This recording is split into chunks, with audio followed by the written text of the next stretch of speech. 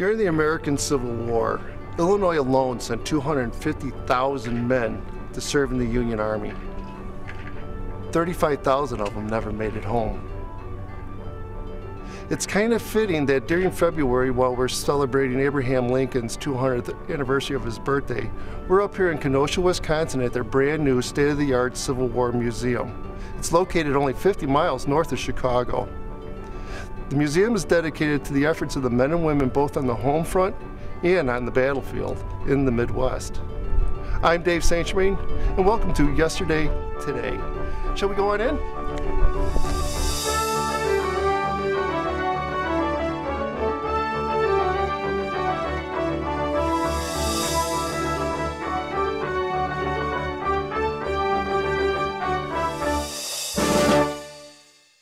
Hi, I'm Dave with Yesterday and Today. I'm looking for Peggy. Hi Dave, I'm Peggy. Pleased to meet you, Peggy. Nice to see you. Welcome to the Civil War Museum. This is some museum you got here, I'll tell you that much. Great. It's huge. We're happy to have you here. I got lots coming in the front door. So can you give me a little information, a little background about your hours, how'd you get developed, and Sure. if possible, can you give us a grand tour? I'd be happy to give you the tour. Great. The Civil War Museum is brand new. We just opened our building in 2008. We're open daily on Sundays and Mondays from noon to 5 p.m., Tuesday through Saturday from 9 a.m. to 5 p.m. General admission is free. There's a nominal fee for adults for the fiery trial, which we'll go through. That's this main exhibit area here. But the story that we're telling here is very unique to really all the Civil War museums in the nation. We take a particular focus on the upper Middle West, the 6 states of Indiana, Illinois, Minnesota, Michigan, Iowa, Indiana, and Wisconsin. And we really tell the personal story, if you will, of not only the soldiers who left their homes, but those people who stayed behind and really kept the home fires burning, kept the towns running. We talk about how the communities were changed. That's a lot of things that people forget about, that there's a battle going on, but people are left at home. You're exactly right. And this is, again, a story that's not told really in any other museum across the nation, and it's a very particular focus because of its personal stories and the viewpoint really from just the upper Middle West. I'd be happy to take you on a tour. Great, well, shall we go? Great. Different mannequins throughout the entire exhibit. They all have some audio attached to them, so it's really interesting to actually have people come to life, if you will. Yeah, and it was kind of neat with the kids running through the fields there. I also noticed you have all these newspaper articles throughout. Can you explain that a little bit to us? This is a pretty unique way we have of labeling the different exhibits. We chose a newspaper partly because the newspapers were so important during the Civil War era. They were really a way of sharing information. But it also is a way for us to tell a lot of different information about the exhibits in a variety of ways. For instance, you can tell a lot just from the pictures. Some of the labels have different advertisements. They're actual advertisements of real-life Civil War era newspapers. Right. You can learn a lot from advertising. Children can come in and just learn from the images. You can get sort of a glimpse by just reading the headlines. Or for those who are really interested and want to spend a lot of time, you can read each entire article on each subject and really get the full story behind it. Now, these are historically accurate then? Absolutely. Right? These have all been researched by our curatorial team and Civil War experts. The photographs have been verified. Just for the Western Independent is a fictitious newspaper that we developed ourselves to really serve our purpose. Excellent. Excellent. As we walk through the exhibits, you'll see that built into the exhibit structures themselves is casework, so that we can have our artifacts on display in a context, in a storyline context, if you will. So that these are images actually from upper Middle Western towns, artifacts that represent what rural life or town life would have been like. That painting that you're looking at is actually a painting of Southport in, I think it's 1838 or 48, before Kenosha became a city. So that's actually the shoreline exactly where we are today. Now, here it looks like we're in the middle of like a downtown square. Can you explain what's going on here now? This is what a typical American hometown would have been like during the Civil War. We're set actually just before the war began.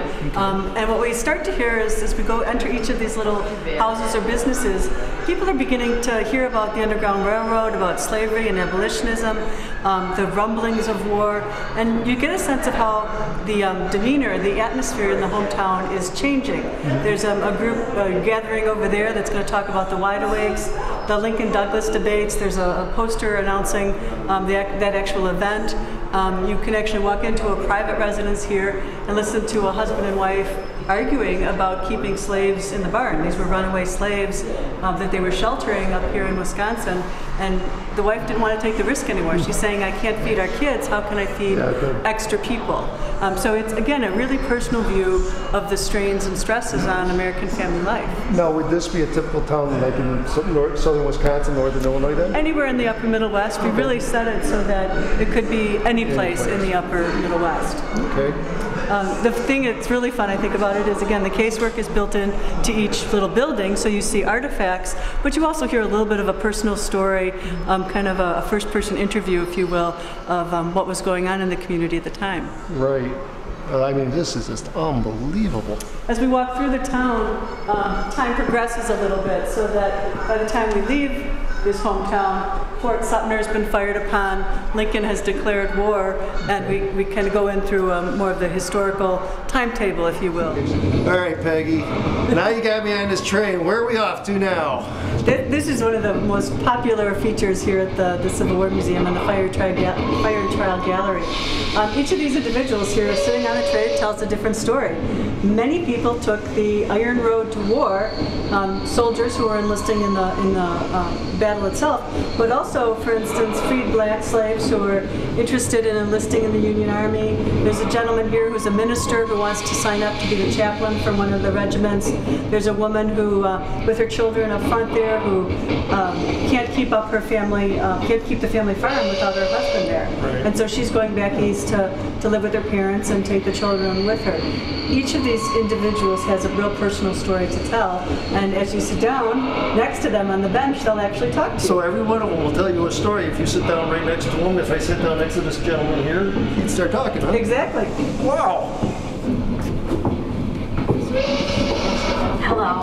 I'm sorry I'm not a bit friendlier today, but I am a little blue. I had a great disappointment this week. I went to Washington to become a nurse, but was turned away by Miss Dorothea Dix. She says I'm too young and not plain enough. My brother is a volunteer. So now where are we headed now, Peggy? We're talking a little bit here about what camp life was like, how officers lived versus how the enlisted men lived, how they gathered food, how they had food service provided, whether they were in camp or active out in the battlefield. It's really very interesting that, you know, the officers lived a certain way, and they had sometimes fine china and silver in their camp setting. And they brought people in to help them, you know, set tables. They had napkins, all the accoutrements, everything. Whereas sometimes camp life for the enlisted men was much more difficult. When they were in camp, they certainly had the opportunity with, you know, campfires and storage and having a lot of equipment with them. But if they were in the field, very often they were gatherers and hunters themselves. Right. Well, when they were on the march, that's why they had the different type of hats. Like these guys are wearing like a stovepipe type hat, and then you had guys that had what they call the forage cap. And the whole thing, you opened up like a bucket, so you could walk by, pick nuts or apples and stuff like that. So I mean, camp life was nice compared to being out in the field, because then they had beans at least, right? I think we really take for granted, you know, we take good care of our servicemen now, but having to really rough it all the time, it would have been really difficult and challenging in those times. Definitely. Well, shall we keep on moving there? Sure. One of the really interesting things for me as a relatively newcomer to Civil War history was the weaponry that was here. These weaponry and military technology had really advanced quite a bit from the American Revolutionary War period, but the military strategy itself hadn't really advanced. Right. So you had larger, more accurate, more powerful guns, cannons, all of that, but we're still standing shoulder to shoulder, walking up an open field. From the time of the ancient Romans all the way up to the American Civil War, that was the way you fought, because that was the way you can do more massive firepower. Now you got big guns like this that, hey, they can throw nails down it, they can throw lead, rocks, whatever, and they can do a scatter shot like a shotgun coming at close range. And the way they used to load them up, it took a little while to load these things. They weren't, you know, cock the pistol like a pistol somewhere, but like this gun here that we have, it fired, you know, and they had to reprimer it, reload it, and fire. It's a long time when you got a cavalry regiment coming across the field with drawing sabers or pistols. And it would take a couple of guys to do this, right? I mean, to load it. Well, yeah, you got a three-man crew here. You might usually have 4, maybe 5 guys on a gun. And then the rifling and everything on some of the guns was so accurate. Now you could hit somebody, where the old days it was smooth bore. So that ball came out of that barrel spinning, and I'd be lucky to hit from here to the other wall on the other side here, my target, it would shoot off somewhere in the distance, where during the Civil War I could pinpoint it right down to the inch where I'm going to hit. Which unfortunately is what really leads us to the next section of exhibits, where we talk about medical care and medicine in the field. The reason there was so much carnage and bloodshed was really, again, because of the increase in the technology, but not necessarily the older strategic planning and everything out in the field. Let me show you. Dave, we talked a little bit, as I said, about the medical care that was available not only in field hospitals, but actually in the field itself. There were medical teams in the field, but as you might guess, the equipment and the services that were provided were not the best. And as we knew earlier from the kinds of wounds that this new technology inflicted, they were pretty catastrophic. So with very limited anesthetic, it was probably a good stiff drink, along with really rudimentary saws and kind of what looks more like household tools to us now. They were doing surgery in the field. So in other words, the tactics that we used and the medical science was still 100 years prior to catching up with a weaponry that had a rifling in it that would tear through a human being and be accurate right on to them. Yeah, that's exactly it, and that's really one of the reasons why we lost so many boys and men in the field, and the fact that they weren't able to come home, because not only were they more severely wounded, but we weren't able to care for them. Right. The good part about this is that out of the Civil War really came the development of medical teams and medical care in the field, how we took care of veterans who were wounded and all those kinds of things. We do have some examples of a surgeon's kit that would have been available to a surgeon in a field hospital, a portable medicine chest, some splints, and kind of a shoe boot that would have been used for a wounded foot, how they would have measured out the medicines and things. And this is a really wonderful collection, but you can see that it's really, really basic care that they were getting. Yeah, I mean, you look in there, I mean, there's technically a hacksaw in the medical kit. Yeah. So, a lot of amputations back then. It was a scary time. I can't help but think of that scene in Gone with the Wind when I see this part of the exhibit, because it really... See here a little bit about what soldiers did during their downtime, Dave. We have a soldier here repairing his own uniform with his little housewife, his little sewing kit that they had with them in the field. We've got some young men playing some cards here. I'm not sure what's in those tin cups, but they're having a little drink. And I've noticed they got the drinks and they're playing cards and they got dice over there. Unfortunately, we have a general behind them. In the military during that time, actually gambling was not allowed. It's against rules and regulations. So I'm sure these two young men are going to be getting in trouble with Mr. Ulysses S. Grant. You must have looked ahead in the exhibit, because the next thing that we talk about is discipline in the military. Let's see, what do we got over here? Dave, this is a wooden horse.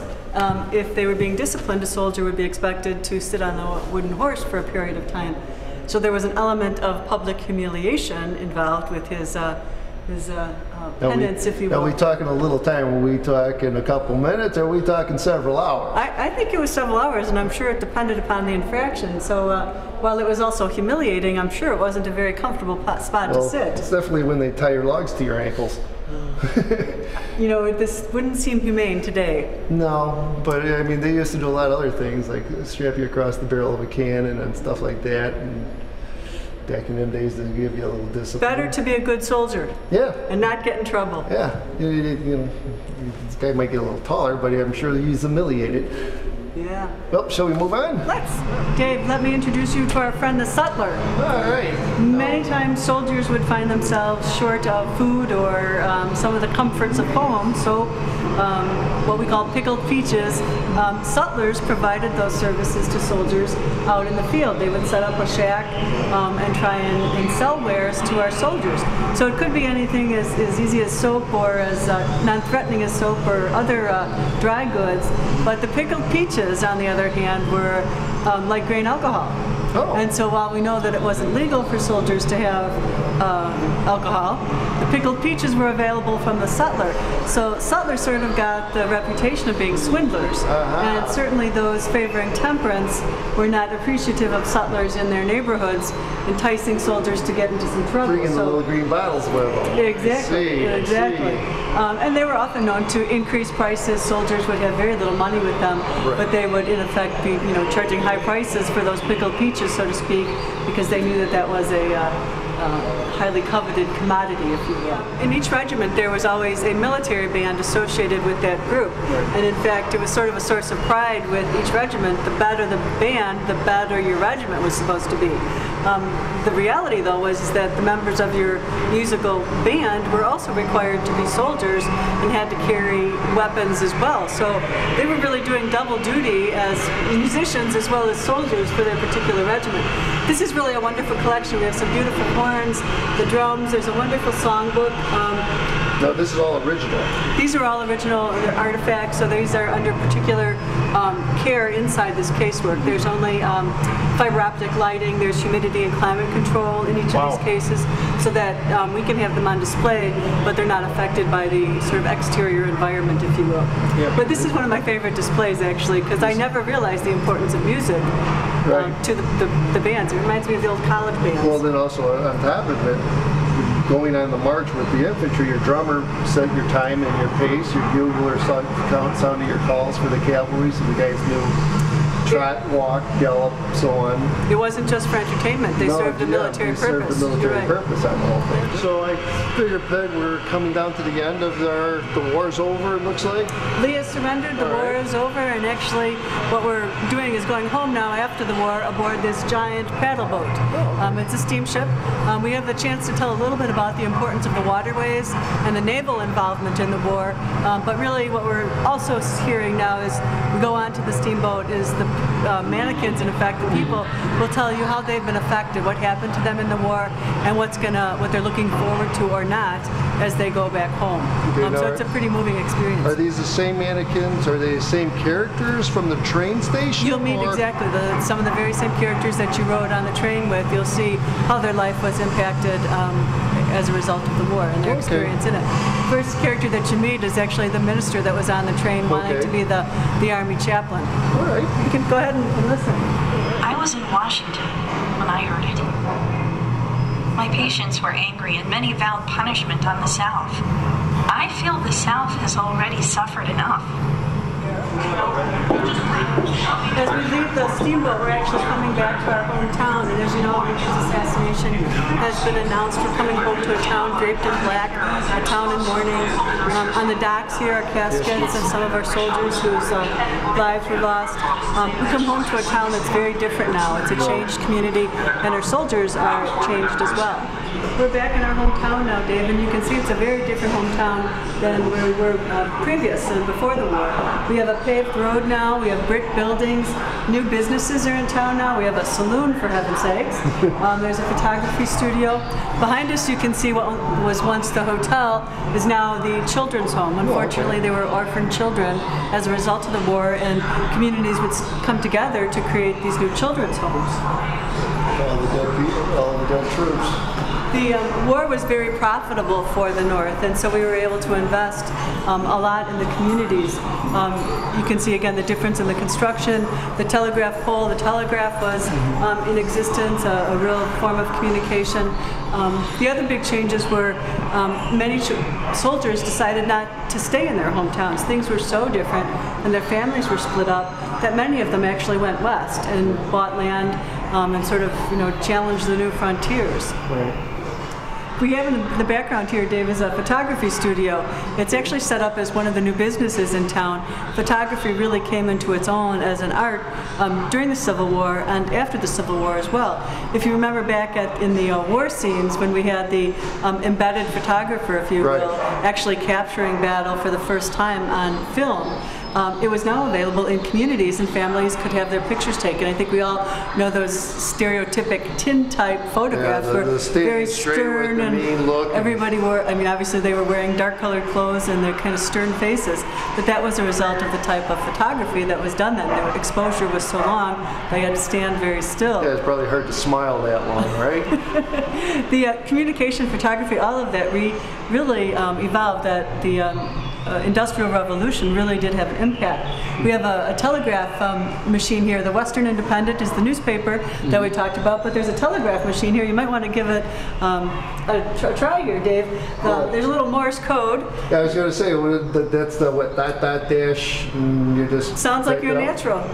Yeah. You can actually, there's a Morse code, a telegraph machine right here. You can actually send a message back to the ticket station at the railroad yard. In the museum here. Absolutely. So if I had, say I brought my children, or you had another family coming in, you can actually type them from here over there. Now, I couldn't decipher the Morse code for you, but maybe the kids could. Yeah, they could. They're probably smarter than us anyhow, but you know, how they get taught nowadays. Give it a try. That's, yeah, I was just thinking right there. Just, oh, that's cool. Now, does that run on like a battery then? Or how does that work? I think it's all mechanical. Oh, okay. Because there wouldn't have been a battery at that time. I think it's a mechanical setup for us as well. Okay. I don't know, I think you were slurring your words there with Probably. Well, you know, you got a saloon right around the corner here. I slur the words, you know, they would really say, have them pick me up. Well, Peggy, I see we're turned a corner here, and I see everything that says Fairfield Soldiers for Home, the GAR. So what's all of this going on? One of the really positive results of the Civil War was the fact that we recognized our veterans and the service they had they paid to our country.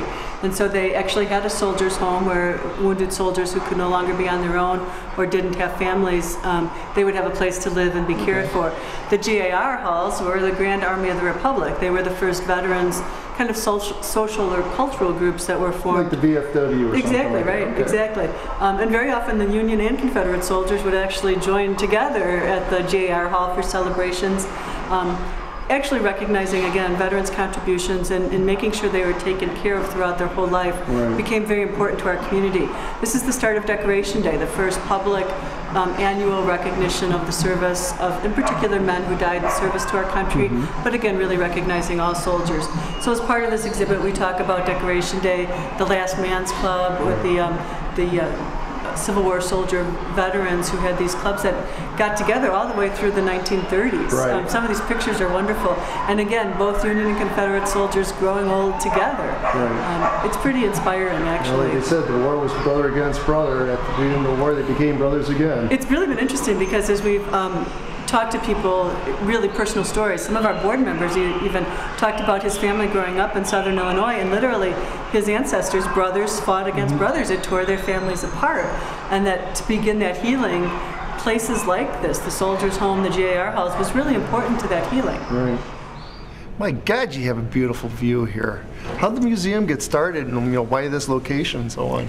Actually, originally this was a manufacturing site. Its 100-year history is as a manufacturing site from everything from bicycles to mattresses to cars. In 1988, Chrysler stopped production at their car factory here. They vacated the site, they remediated it, and we had 69 acres all of a sudden of beautiful lakefront property that needed to be put to good use. The first museum out here was the Kenosha Public Museum, our Natural History and Art Museum just to our south, and then we just opened the Civil War Museum as sort of the next cultural recreational attraction. An old community we've been here a long time, and just like every other older community, the downtown needed a shot in the arm.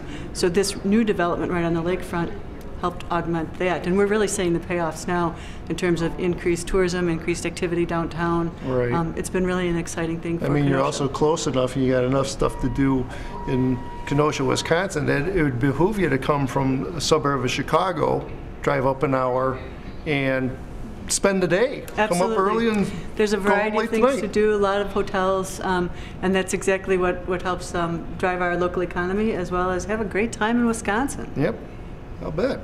Welcome to the Interim Gallery, Dave. Yeah, boy, this looks fancy. I feel like I'm in an art institute or something. This is a room that it's a changing gallery, if you will. We can change out the exhibits every several months.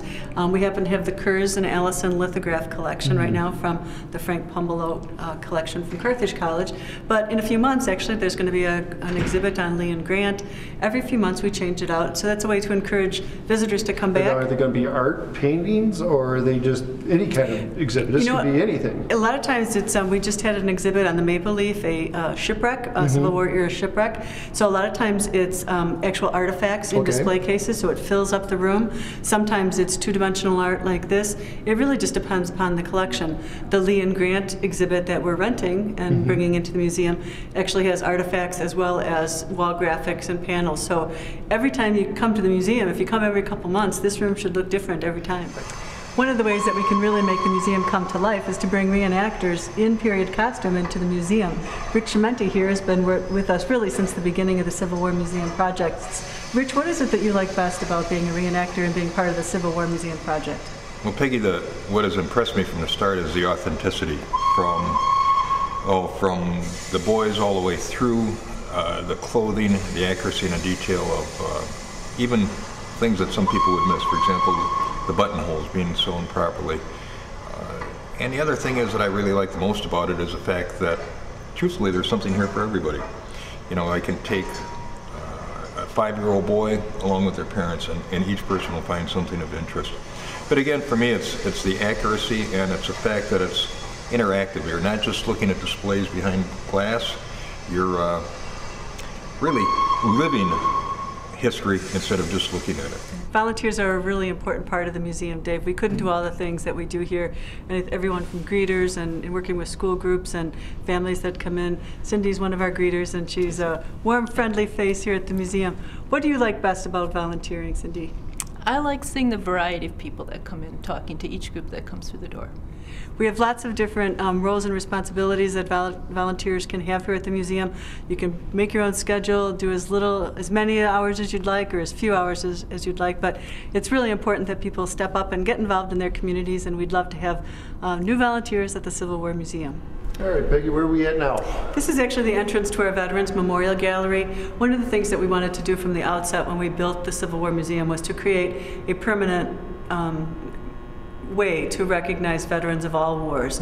And so what we've been able to do is have this gallery developed, and the theme of it is that if you take away the weaponry and technology of any given time period, the experience of the citizen soldier, whether it's 1776 or 2006, is the same.